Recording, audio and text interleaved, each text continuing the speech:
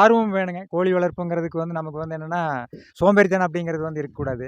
நம்ம கேஎஸ் நாட்டுக்கோழி பண்ணையில அடுத்த வீடியோ பதிவு நம்ம போன வீடியோ பதிவில் சொல்லியிருந்தேன். அண்ணன் பார்த்தீங்க அப்படின்னா நம்மக்கிட்ட குஞ்சு ஒரு 50 நாள் ஃபஸ்ட்டு 50 குஞ்சு வாங்கினாரு அப்படின்னு சொல்லிட்டு, இப்போ அந்த 50 குஞ்சுகள் இப்போ எந்த நிலைமையில எந்த ஒரு சூழ்நிலையில் வளர்த்திட்டு இருக்கிறாரு. நான் போன வீடியோவில் சொல்லியிருந்தேன், அண்ணன் ஒரு 2 மாதத்துக்கு அப்புறம் பார்த்தீங்க அப்படின்னா சூழ்நிலையை மாற்றி வளர்த்துவார் அப்படின்னு சொல்லிட்டு. இப்போ பின்னாடியெல்லாம் பார்த்தீங்க அப்படின்னா ஒரே தோட்டம், கத்திரிக்காய் செடி, முருங்கை இலை மரம், அத்திப்பூ, கொடி அப்படின்னு சொல்லிட்டு எல்லாத்தையுமே வச்சு அண்ணன் ஒரு நேச்சுரல் முறையில் வளர்த்திட்டு இருக்கிறாரு.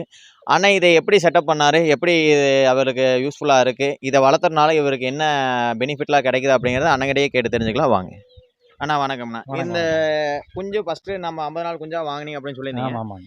இது எப்படி வளர்த்துறீங்க, இது எந்த சூழ்நிலையில் வளர்த்திட்டு இருக்கிறீங்க, என்ன செட்டப் அமைச்சிங்க? ஏற்கனவே பார்த்தோம் அந்த ரூமில் பார்த்தோம் இல்லைங்களா, அதில் வந்து 2 மாதம் வச்சுருந்தேங்க. சரிங்கண்ணா. அதுக்கப்புறம் இயற்கையாக மேய்ச்சல் முறையிலையும் வளர்த்தோணும். சரிங்கண்ணா. அப்போ மழை வந்து நம்ம மருந்துகள் கொடுக்கறதுக்கும் ஒரு ரூம் இருக்கணும். சரி சரி. அப்போ மேலேயும் பறன் மேலேயும் இருக்கணும் அப்படிங்கிறதுக்காக இந்த செட்டப் பண்ணேங்க. சரி சரி சரி. அப்போ இப்போ இது பார்த்தீங்கன்னா உங்களுக்கு மே மாதம் வாங்கினது, மே 15, 20 வாங்கினதுங்க. சரிங்க. இப்போ 6 மாதம் முடிஞ்சதுங்க. சரிங்க. இதெல்லாமே நல்ல வளர்ச்சி இருக்குது. சரி சரி. அப்போ உணவுங்கிற பார்க்குறப்ப பார்த்தீங்கன்னா பாரு, இந்த காய்கறிகள், கீரைகள், சரிங்க. தோட்டத்தில் வளரக்கூடிய வேஸ்ட்டுக சரிங்க.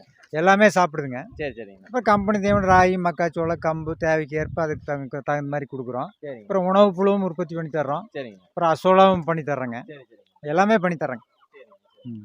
இப்போ நம்ம இதை வளர்த்தும் போது பார்த்தீங்க அப்படின்னா உங்களுக்கு என்னென்ன பிரச்சனைகள்லாம் இந்த பெரிய குஞ்சுகளாக வளர்த்தும் போது நீங்கள் ஃபேஸ் பண்ணீங்க? நமக்கு பார்த்தோன்னா சளி பிரச்சனை வந்ததுங்க. சரிங்க. அது உடனடியாக தனிமைப்படுத்திட்டேங்க. சரிங்க. கண்காணிக்கிறோம். இந்த நம்ம கொண்டை கருகுது, இல்லை லேசாக வாய் திறந்து மூடுது அப்படின்னா சரிங்க. உடனடியாக அதை வந்து அப்புறப்படுத்துகிறப்ப என்ன ஆகுதுன்னா இறப்பு விகிதம் வந்து பெருமளவு தவிர்த்தரலாங்க. சரி சரி. நம்ம கண்காணிப்பு இல்லைன்னு வளர்த்துறப்ப தான் வந்து அது மேலும் வந்து நோய் தொற்று ஏற்பட்டு அதிகப்படியான பாதிப்பு நமக்கு வந்து சேருதுங்க. புரியுது புரியுது. இப்போ உங்களுக்கு எப்படிங்கண்ணா இந்த ஐடியா வந்துச்சு, இந்த மாதிரி செட்டப் போட்டால் உங்களுக்கு கோழிகள் வளர்ச்சி நல்லாயிருக்கும் இப்படி அப்படிங்கிற உங்களுக்கு எங்கேருந்து எடுத்தீங்க, எப்படி உங்களுக்கு தோணுச்சுங்கண்ணா? கொஞ்சம் யூடியூப்லேயும் பார்த்தேங்க. அப்புறம் உங்கள்கிட்ட நிறைய ஆலோசனைகள் கேட்டேன். சரி சரி. அப்புறம் நம்ம தோட்டத்தில் ஃபார்மில் வேலை செய்கிற எக்ஸ்பீரியன்ஸ் இருக்குங்க. ஏற்கனவே அவருக்கு கொஞ்சம் கோழி வளர்ப்பில் கொஞ்சம் எக்ஸ்பீரியன்ஸ் இருக்குது. சரி சரி. எல்லாமே பார்த்து பண்ணுறப்ப என்ன ஆகுதுன்னா எங்களுக்கு வந்து ஒரு நல்ல ஒரு சப்போர்ட்டிவாக இருந்தது. சரி சரி. ஒரு ஆர்வம் வேணுங்க. கோழி வளர்ப்புங்கிறதுக்கு வந்து நமக்கு வந்து என்னென்னா, சோம்பேறித்தனம் அப்படிங்கிறது வந்து இருக்கக்கூடாது. கண்காணிப்பு அப்படிங்கிறது அவசியம். அப்புறம் மருந்து, அப்புறம் எப்படி தடுப்பு முறைகள் கொடுக்கணும், அது ஆங்கில மருத்துவ முறைக்கும் போய்க்கணுங்க. அப்புறம் நாட்டு மருந்துகளும் கொடுக்கலாம், தப்பில்லை. ஆனால் ஒரு 50ன்னு போகிறப்ப வந்து அது என்ன ஆகுதுன்னா நமக்கு 2 விதமாக பார்க்குறது என்னை பொறுத்தளவு அது சேஃப்டியாக தெரியுதுங்க.